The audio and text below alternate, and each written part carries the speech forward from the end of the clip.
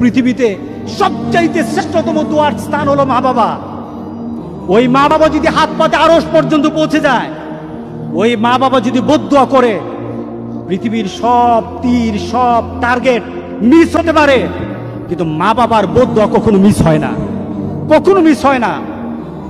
আর সন্তান মা বাবার জন্য যখন দোয়া করে, পৃথিবীর কোনো হুজুর, পৃথিবীর কোনো বুজুর্গ ব্যক্তির দোয়া কবুলের ব্যাপারে সন্দেহ থাকতে পারে, কিন্তু সন্তান যখন মা বাবার জন্য দোয়া করে, এই দোয়া আল্লাহ ফেলে দেয় না। সুবহানাল্লাহ। কারণ মা বাবার এই দোয়াটা শিখিয়ে দিয়েছেন স্বয়ং আল্লাহ সুবহানাহু ওয়া তাআলা, রব্বির হামহুমা কামা রব্বায়ানি সাগীরা। আপনি কবরে থাকবেন, আপনি প্রত্যেক নামাজে আপনার সন্তান দোয়া করবে আপনার জন্য, রব্বির হামহুমা কামা রব্বায়ানি সাগীরা। পড়েন, মা বাবার জন্য দোয়া করেন প্রতি নামাজে বলেন মা বাবার জন্য, রব্বির হামহুমা কামা রব্বায়ানি সাগীরা। আপনি দোয়া করেন, দেখবেন আপনার দোয়ার কারণে আপনার সন্তান আপনার জন্য দোয়া করছে।